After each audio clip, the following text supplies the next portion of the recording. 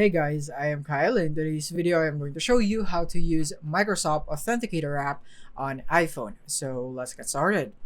So here we are in our iPhone, and from here to use Microsoft Authenticator effectively, you need to update your Microsoft Authenticator app to the latest version first. So you want to make sure that you download or update it from the App Store or Play Store. So once you have done that, you want to open your app.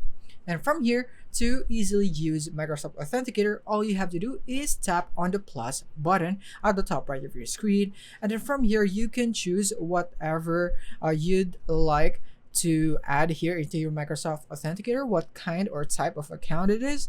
So you can go for a personal Microsoft account, or you could go for a work or school Microsoft account, or you could go for other accounts such as Facebook, Binance, and some other apps that is not integrated or similar to Microsoft.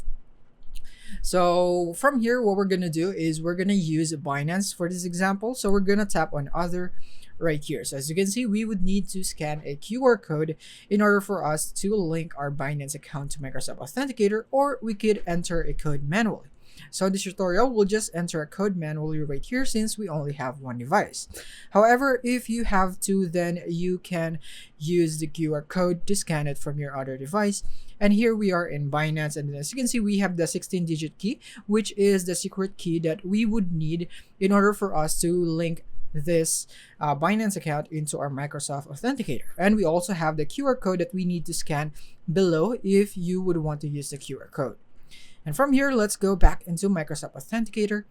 And then from here, it would require us the account name for this account. So let's say Binance tutorial, just for an example, or code right there. And then you need to paste the secret key right here that you have copied from your app or Binance. Basically, this is just the same process on whatever kind of app or account that you are adding to your Microsoft Authenticator.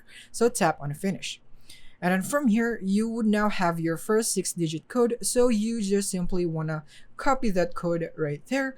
And then you want to go back to your app. And then from here, you want to tap on next and paste the Authenticator app code right there.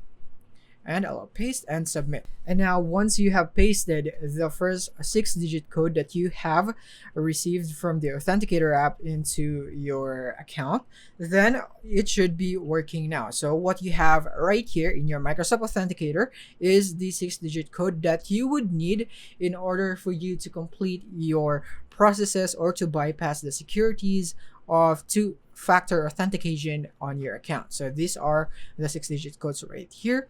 And you can tap on these accounts that you have linked right here, and then you can see that there is a one-time passwords enabled and so on right here. And you can also remove this account by tapping on the settings gear icon on the top right and tap on remove account right here, or you could also rename this account. And now that is basically it on the main function of the Microsoft Authenticator, which is to authenticate. So now let's go to the other features. So you can go here in the password section, and you can basically use Microsoft Authenticator as your password manager. So you can import your password or important details right here.